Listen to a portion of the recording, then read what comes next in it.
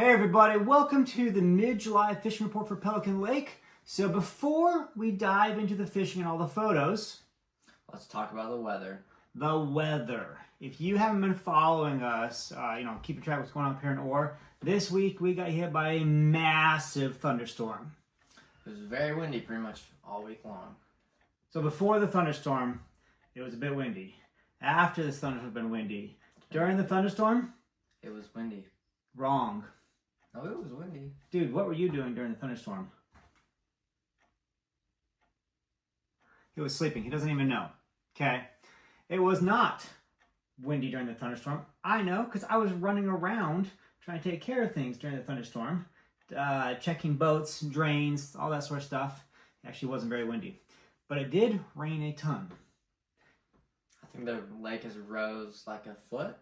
Well, maybe not quite a foot, but it has really come up. So we got between 5 and 7 inches of rain in 2 hours' time around the lake here. So our rain gauge here read just over 5 inches. A neighbor, their rain gauge was 7 inches. So, different reports where it's at and everything, but it was a lot of rain. So the lake took 5 inches of rain. And then we have all the drainage going on. So the lake is just coming right up. That's a big impact. That's a lot of water coming in, dropping water temp. So we went from being mid-70 water temps to upper 60s water temps just in one day. All right, so tons of rain. Let me show you some photos. Here are some of the things that occurred. So sadly, here's a cabin photo of someone with their little pop-up shade tent collapsed in the rain. Washout roads all over the place.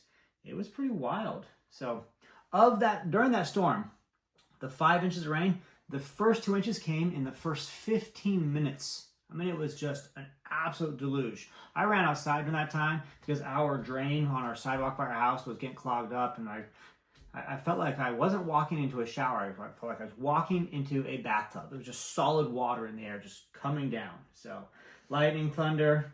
I think it did wake you up at one point because the house was shaking.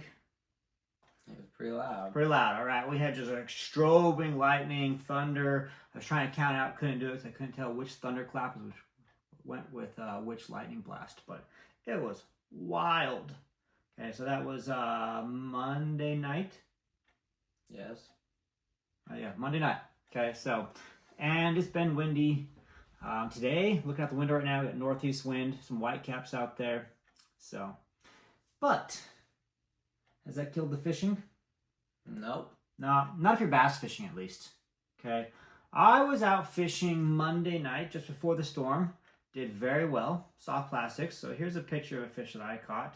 I only fished for maybe 10 minutes total. I had some family up, was showing them where to go, do some fishing. So I only took a few casts, landed 3 fish in my 10 minutes, 2 of them being this size. Soft plastics, they're fantastic for bass fishing. And it's not just me, okay? Here's a picture of Richard. He's got this one. Lots of good bass being caught here in early July. I'd like to show you a few others, okay? So let's take a look at Kate, Caden, Colton, Brady. Just so many of these. Okay, here's Matthew. All right, so many bass being caught. We'll just keep some of these pictures going here, but tons of them. A lot of good bass fishing going on. And Brock, you asked me a question. We were in the Boundary Waters a couple weeks ago, paddling and fishing, and we caught some good numbers of fish. But you seem to be a little bit disappointed. Yeah. In what? What was the factor of fishing that you were disappointed in?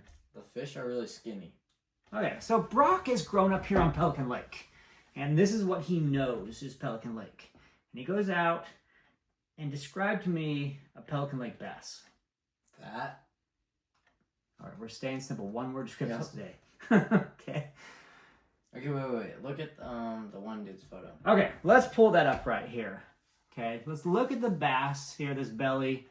Okay, I think that's like normal. This is Colton's picture right here. Look at the belly on this largemouth.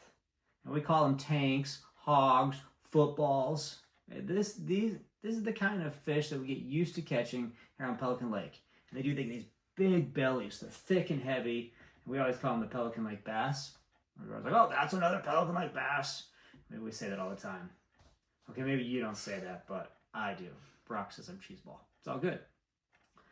So, Brock, Why do you think Pelican Lake has bigger bass? And this is true, actually. Okay, so the DNR has does studies on us and everything. We had all those results last year during the high school bass fishing state championship where they tracked everything. We have a larger than average size of bass caught here. So not only do we have good numbers, but our sizes are better than average. Why? The question we want to talk about today is why. What do you think? Food, like, I feel like if you just go out, then you'll see crayfish everywhere, small fish, and then bass can just like have a buffet every day. Yeah, I mean, I think Brock's 100% correct here. So Pelican Lake's an extremely fertile lake. Is it fertile or fertile? Fertile. Fertile. Brock says it's fertile. Sorry. It's extremely fertile lake. Sometimes people complain just about the weeds. Like, oh, yeah, it has so many weeds all the place. Absolutely, we got weeds. Those weeds are really good for our fishing. They provide cover for small fish. When small fish have cover, they have a lot more of the smaller fish in the water. They breed more. They larger population of small fish means more food for bigger fish. As Brock said, we have tons of crayfish. Okay, crayfish are a very important diet here for our fish because they provide high levels of protein. When you have more protein in your diet, you get larger bone structure. Okay, so I mean, it makes sense. If you think about the way Pelican Lake is laid out and built, okay, we have two spots in the lake that are pretty deep.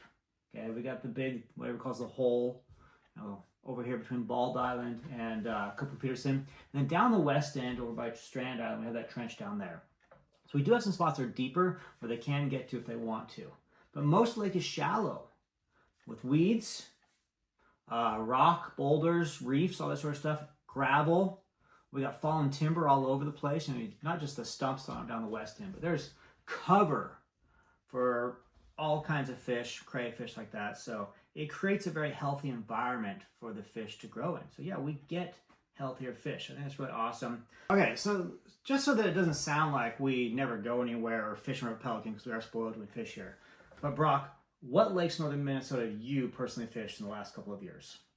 The last couple of years, we went to Black Duck, Crane, Birch Lake. We were just at Knife Lake. We went to David that one time together. That one time. So we have been around. I would say that if you catch like a 16-inch bass there, and then you come here and catch one, it's at least like a half-pound bigger. It does seem that way. I mean, they're just so stocky and built. So, I have had the opportunity to fish, in the last few years, all of those. I fished Rainy, Lac LaCroix, Elephant, a lot of lakes. And over the last decade plus, I got to fish 100 lakes in northern Minnesota. And I think Brock's right. I do think that when you catch a big bass here, they seem to be heavier, they're stouter, they're better fighters. Our lake's just great for bass fishing. So, in this time of year, that's really, really, really awesome. We're still seeing so many get caught because the other species are not getting caught as well. But let's not be all doom and gloom because we did some walleye caught last week. Yeah, we did. Okay, and they weren't accidental. All right, we had a guest up here. His name's Brady Abrahamson, very good walleye fisherman. And let's throw up the two pictures that he sent us in. All right. And then he had his nephew out with him. And Milo got this 25-incher. So yeah, so Brady was able to consistently find walleye. This time of year, that's usually done. Difficult. Okay, it's usually a little more difficult. We don't see as much, but he was. Because he was using a live scope. He was using live scope. Okay, Brock knows I make fun of live scope a little bit. He was using live scope while he was walleye fishing. I know. I took a look at that. What he was doing, we might as well tell him a little bit what he was doing. Okay, he was finding deeper rock pile drop-offs and weed lines and trying to find suspended walleyes. He was trying to use jerk baits that worked for a while. I also know he was using some slip bobbers on the edge of weed lines. But Brady told me he wanted to catch walleyes, so he went and did it. All right, props to Brady. It can be done. Those fish are in the water. They're not as common. But outside of bass, there are a couple other fish doing pretty good. Had some bluegills. Lots of bluegills. Okay, we got some good pictures of bluegills here. So, this is Paige. She caught this one right on the dock, on a dock here. Okay, we're gonna go through some more. Kate had a big bluegill. Brady, the walleye guy, has some nice bluegills. Bluegill fishing's good right now. The last couple of days with the water temps dropping and the wind, it's been cooler. I think today's like high 64. I don't think we'll have too many bluegills being caught. I know that Rob and Scott, who are over here fishing, they've been catching some bluegills as well. So what about crappie fishing? I think we only had 2 photos. Okay, we did have 2 people sending photos. The irony is I had kind of told both groups that crappie fishing wasn't very good. So of course they went out and caught some crappie and sent me pictures. So we have Evelyn here. Wes had his crappie. This was caught on a dock. They sent it to me saying, hey, we can do this. So there are some crappie being caught, but not like they were. Okay, if you're going for panfish, it's mostly bluegill. Pike. We had a lot more pike caught this past week in time frame than we have recently. So guess what? They're all like 20 inches. No, they're not all 20. We haven't done. All right, let's show Wayne's photo here. This one's pretty decent. Except that one, I guess. Except that one, he says. Okay, well, here's a double. All right, we got some pike being caught. So they are. Pike are more being caught in MEP spinners and MEPs and things like that, spinner baits. But they're out there, they're hitting stuff. So how are the bass being caught? Did we cover that? Sorry, we went through bass. You just talked about soft plastics. Soft plastics, okay? Soft plastics right now are probably number 2 on the list of what's catching bass. Number 1, I'd say topwater. Your evening topwater bite's really good, okay? But soft plastics. If you are using soft plastics, and quick story for you. So Wayne, the same guy who had that pike earlier, he came in there at night, a little bit frustrated, wasn't catching bass. And I said, what are you throwing? The other tells me, I'm using crankbaits. I'm trolling crankbaits. I'm throwing crankbaits. This is not the time of year, in my opinion, that crankbaits work very well. Okay, swim jigs, soft plastics. That's where it's at. Tube jigs, that sort of thing.